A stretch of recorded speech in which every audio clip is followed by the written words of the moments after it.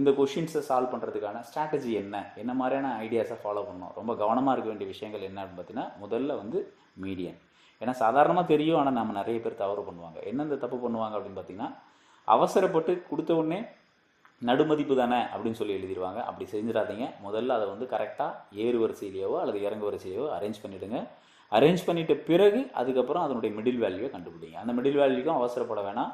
எத்தனை கவுண்ட் இருக்குதுன்னு செக் பண்ணிக்கோங்க. ஆட் நம்பர் ஆஃப் கவுண்ட், அதாவது ஒற்றைப்படையாக இருந்ததுன்னா ஒரே ஒரு ஆன்சராக இருக்கும். ரெட்டைப்படையாக இருந்தால் 2 நம்பராக இருக்கும். அந்த 2 நம்பருக்கும் நம்ம ஆவரேஜ் எடுக்கணும். இவ்வளோ டீட்டெயில்ஸ் நம்ம மைண்டில் இருக்கணும். அடுத்ததான் ஃப்ரீக்குவன்சி கவுண்ட் பண்ணும் போதும் ரொம்ப கேர்ஃபுல்லாக கவுண்ட் பண்ணுங்க. ஏன்னா அவசரப்பட்டு ஒரு நம்பரை மட்டும் பார்த்துட்டு 2ன்றது தான் நிறைய மாதிரி இது கண்ணுக்கு படுது, அதனால 2 தான் டக்குன்னு ஆன்சர் எழுதாதீங்க.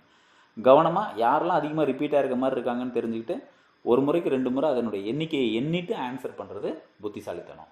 ஸோ இது எல்லாத்தை விட மிக முக்கியமான விஷயம் என்னென்னா, எவ்வளோக்கு எவ்வளோ கொஷின்ஸை நம்ம ப்ராக்டிஸ் பண்ணுறோமோ அவ்வளோக்கு நம்ம கான்ஃபிடென்ட்